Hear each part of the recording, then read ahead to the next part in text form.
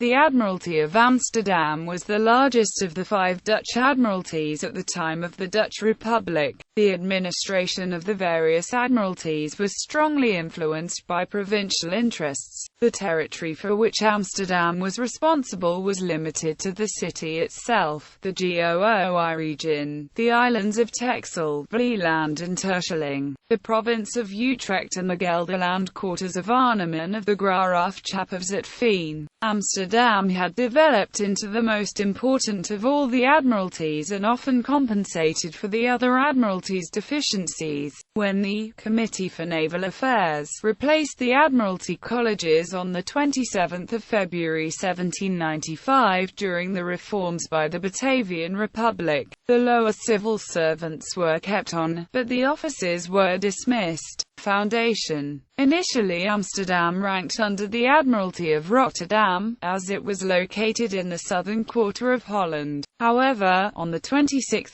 July 1586, the Earl of Leicester reorganized maritime affairs and placed Amsterdam, the northern quarter of Holland, and the provinces of Utrecht and Gelderland under a single admiralty based in Hoorn. The region's West Frisian towns, however, played a wayward role, and this was aggravated when they engaged with Amsterdam in a dispute over the Republic's Admiralty administration. The states of Holland decided to back Amsterdam. That there was a need for reorganization was not contested, Leicester having placed naval and maritime affairs under a single college designed to curb Holland's influence. But Hoorn, Enkhuizen and Medemblik rejected the idea that commissioned officers should be appointed by the states of Holland instead of by the cities themselves.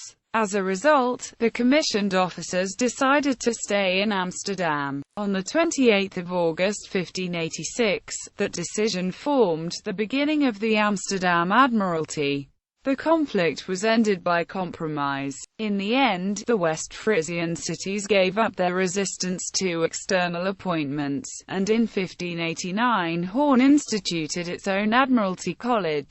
On 14 June 1597, the States General of the Netherlands sanctioned the situation as it then was, so that Amsterdam too kept its own admiralty. These measures were intended to have a temporary character, but in fact they remained in force until the end of the Republic in 1795. Organization and development. Under the decisions of 1597, the Admiralty of Amsterdam provided 7 commissioned officers, along with 4 appointed by the states of Holland and 3 by other provinces. Numbers and proportions later changed, and in 1739 the college provided 12 members, 6 from Holland and 1 from each of the 6 other provinces. Seats in the Admiralties in Amsterdam and Rotterdam were held to be especially lucrative. The Committee of the Admiralty of Amsterdam was nearly always filled by former mayors. Pay amounted to 1,000 guilders per annum, often much more than that. In practice, remunerations could be greatly increased by a variety of perks and compensations. According to a member from Groningen, commissioning was no witch-finder's work, and he gladly kept it on. The administrators resided in the Prinsenhof at Amsterdam's Ouderzijdsvoorburgwal. This former monastery had been used as a fencing school, and after the fire of 1652 as a temporary city hall, before becoming the administrator's office.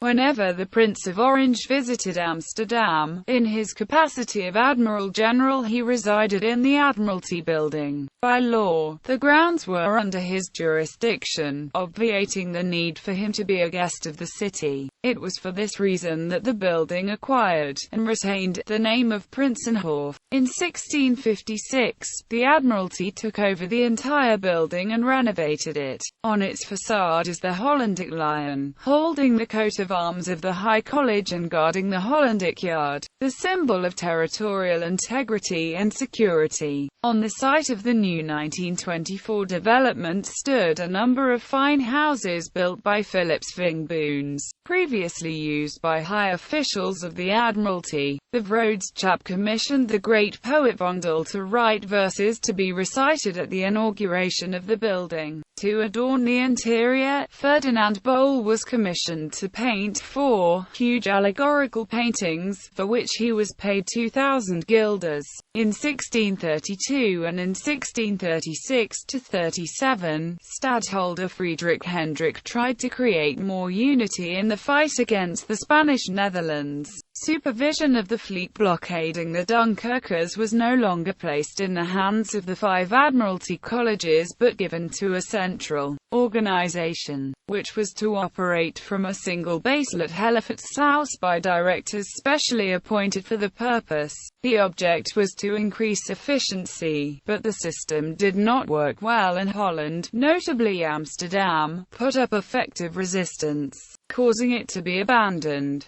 Convoy and licence. The Admiralty colleges had first and foremost been entrusted with equipping the Republic's naval fleets. In addition, they had to manage import and export taxes, collecting convoying and licensing. Most important were the licensing, which were licenses on the trade with the enemy, which at that time meant Spain. The proceeds were meant to be spent on building and equipping men of war. In 1638 it was decided to lease out the proceeds of these convoying and licensing. The region of Holland, however, opposed the decision, as it meant that authority for the leases came in the hands of private persons and bring them personal gain. Each province exerted itself to trade internally as much as possible, and thus to evade the rules. Earnings could only be maintained through smuggling and the confiscation of smuggled goods,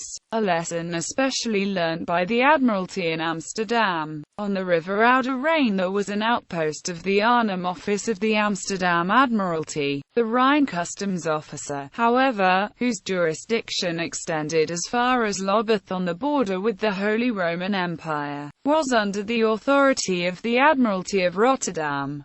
Pay and bonuses. Unlike the English naval administration, the Dutch Admiralty colleges were not permitted to use impressed sailors to man their fleets, this being deemed incompatible with the freedom that was the proclaimed basis of the Republic. A sailor in the fleet received 10 or 11 guilders per calendar month. None of the non-commissioned officers or men was in bound service to the Admiralty. Sailors who enlisted were housed and fed by it, and had to pay deductions for uniform clothing and equipment. Earnings through plundering or loot dried up in the 18th century. Like non-commissioned officers and sailors in general, commissioned naval officers were also dependent on their posting, since they received no payment from the Admiralty whilst in port.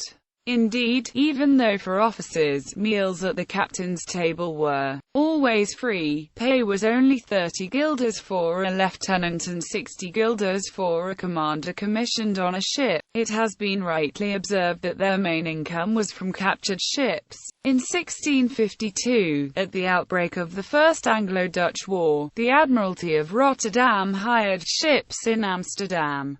The Arsenal, or S-Land-Z magazine. The S-Land-Z magazine was the arsenal of the Amsterdam Admiralty, built in 9 months and containing enormous supplies for the building and equipping of warships. Johann Jacob Wilhelm Heinz saw, when he was travelling in Holland, wood coils of rope of 150 fathoms in length and as thick as a woman's leg, all sorts of sails, bullets, anchors, cannon, muskets and guns, lamps, compasses and hourglasses. The First Anglo-Dutch War ended infelicitously for the Dutch, and this added to the city administration's readiness to have the arsenal built. On 12 August 1655, the Admiralty was given the entire western strip of Kattenburg Island for the construction of a warehouse and timber wharf, in exchange for so far enclosed grounds it had occupied in the area. In the night of 5/6 July 1791, the Z magazine went up in flames. It was a spectacular fire, and only the main supporting walls remained standing, for after a sack in 1740 extra load-bearing supports had been put in from the outside. The building now houses the Nederlands Scheepvaart Museum. At the Oosterdok Wharf is moored a replica of a ship of the Amsterdam Admiralty, the Amsterdam. The Admiralty yacht lay in the yacht harbour in the River Amstel. Shipyards. The Admiralty's yards were initially at Eulenburg, but around 1620 moved to Rappenburg and then around 1655 to the Eastern Islands, Kattenburg and Oostenburg. In time of war, over 1,000 shipworkers and sailors worked at the Admiralty Yard. The Admiralty Rope Works was established at Oostenburg and was approximately 300 meters in length. Because of the ropes laid alongside each other, sometimes at lengths of up to 220 meters, it was called the Kuiler net. Old rope was also hung up, to provide oakum for closing up the seams between ship's boards.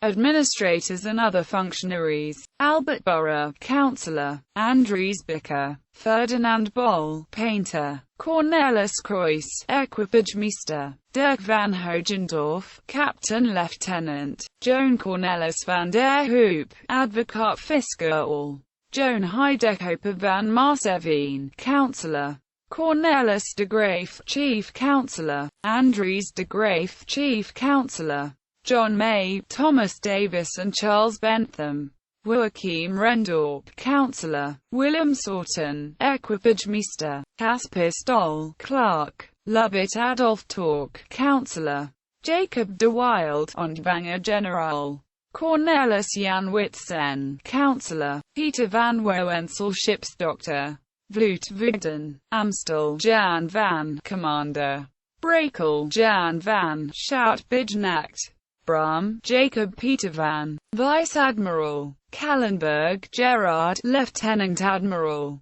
Grave, Hendrik, commander; Han, Cornelis Jans; Heemskerk, Jacob van, Vice-Admiral; Holst, Abraham van der, Vice-Admiral; Kingsbergen, Jan Hendrik van, Lieutenant-Admiral; Reuter, Engelde, Schout-Bijnacht, Vice-Admiral; Michiel de Ruyter, Scheppers; Willem Bastiaanse, Vice-Admiral; Shee, Giles, Star, and Ododis, Swiers; Isaac, Vice-Admiral; Tromp, Cornelis, Lieutenant-Admiral; Valenhove, Hendrik; Zan, Willem van der, Johannes Outman.